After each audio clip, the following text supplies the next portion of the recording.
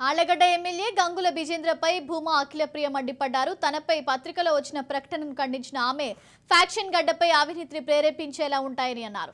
ఆళ్లగడ్డలో ఎన్ని అన్యాయాలు జరిగినా ప్రెస్ మీట్ పెట్టమని ఎమ్మెల్యే విలేకరులను తిట్టడం కోసం ప్రెస్ మీట్ పెట్టారని అఖిలప్రియ విమర్శించారు. శ్రీశైలంలో ఎమ్మెల్యే అనుచరులు విలేకరులపై దాడి చేసినప్పుడు ఎవరూ నోరు మెదపలేదని ప్రశ్నించారు. ఇలాంటి అసత్య ప్రచారాలు చేసే ముందు వాస్తవాలను తెలుసుకోవాలని, లేదంటే కోర్టులో డిఫర్మేషన్ వేస్తామని ఆమె సూచించారు.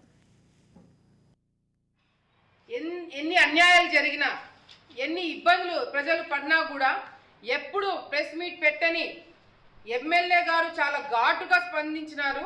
అది కూడా విలేకరుల పైన.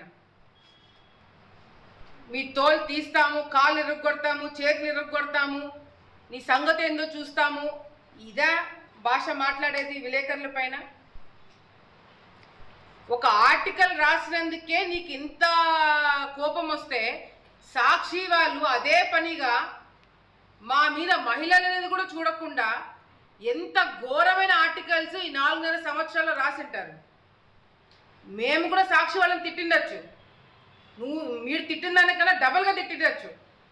కానీ హుందాతనంగా మేము కూడా ప్రజలకి వాస్తవాలు ఏందో తెలుసు అని చెప్పి మేము కూడా పక్కన పెట్టినాం.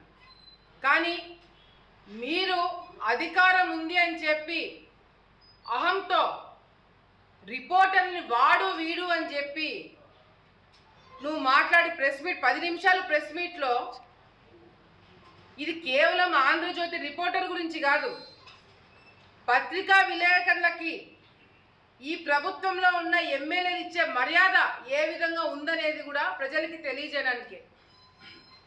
అంటే నువ్వు మీడియా కావచ్చు, రిపోర్టర్ కావచ్చు, ఏ ఛానల్ అయినా కావచ్చు, మా మీద వ్యతిరేకంగా రాసేంత ధైర్యం నీకు ఎక్కడి నుంచి వచ్చిందని చెప్పి ఈరోజు ఎమ్మెల్యే మాట్లాడుతున్నాడు. ఏమున్నా శ్రీశైలంలో విలేకరుల పైన దాడి జరిగితే ఏ విలేకరి, ఏ ఛానల్ అని ఎవడైనా చూసుకున్నాడా? అందరూ ఏకమైనారు కదా. ఈరోజు ఆంధ్రజ్యోతి, రేపు ఈనాడు, రేపు ఇంకొకటి, రేపు ఇంకొకటి, అందరి మీద కూడా ఇచ్చేస్తారు. అంటే వాస్తవాలు ఎవరు రాయకూడదు.